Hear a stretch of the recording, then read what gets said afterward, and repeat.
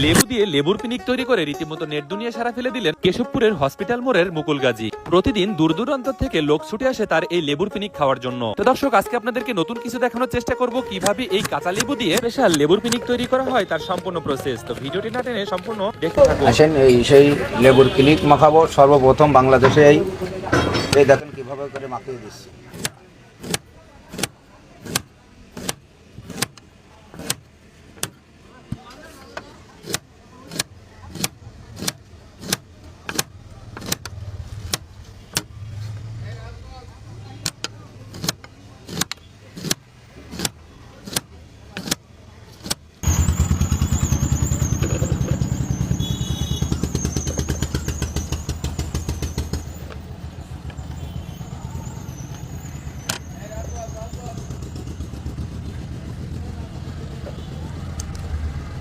আসেন, এইবারে আসছে সেই আমার এখানে স্পেশাল মশলা।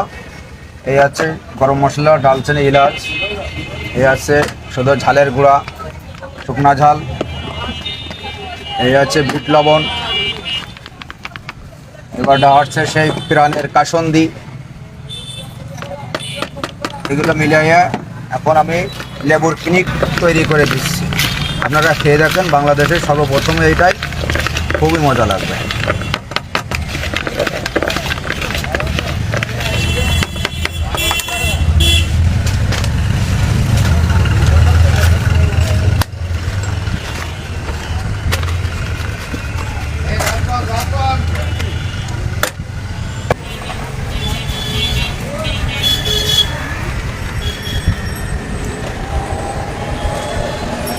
আসেন মামা, এই সেই লেবুর পিনিক তৈরি করা হয়েছে। এবার আসেন, খেয়ে দেখেন কেমন মজা লাগে। তো দর্শক, তৈরি হয়ে গেল সেই কেশবপুরের হসপিটাল মোড়ের মুকুল গাজীর স্পেশাল সেই লেবুর পিনিক বা লেবু মাখা। আসসালামু আলাইকুম কাকা, ভালো আছেন? হ্যাঁ, আপনি ভালো আছেন? কাকা, এই যে লেবু মাখাটা, আপনার এই আইডিয়াটা আপনার মাথায় কিভাবে আসছে, বা এই যে লেবু যে এইভাবে মাখানো যায়, এই আইডিয়াটা আপনার মাথায় কিভাবে আসলো? সবাই সবকিছু মাখিয়ে খায়, এই জন্য মনে করলো যে লেবু জিনিসটাও যে একটা কিনিক মানে খাওয়ায়, দেখি মানুষের কেমন লাগে আর কি। আচ্ছা, এর চাহিদা কেমন কাকা?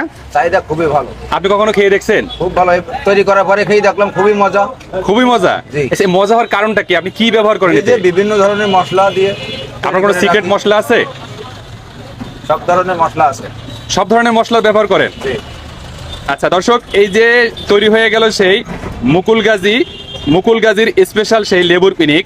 তো এখন আমরা এই লেবুর পিনিকটা খেয়ে টেস্ট করে দেখবো এর স্বাদটা কেমন। ভাই অসাধারণ ভাই, খুব স্বাদ। এই লেবুর পিনিক কেমন ভাই?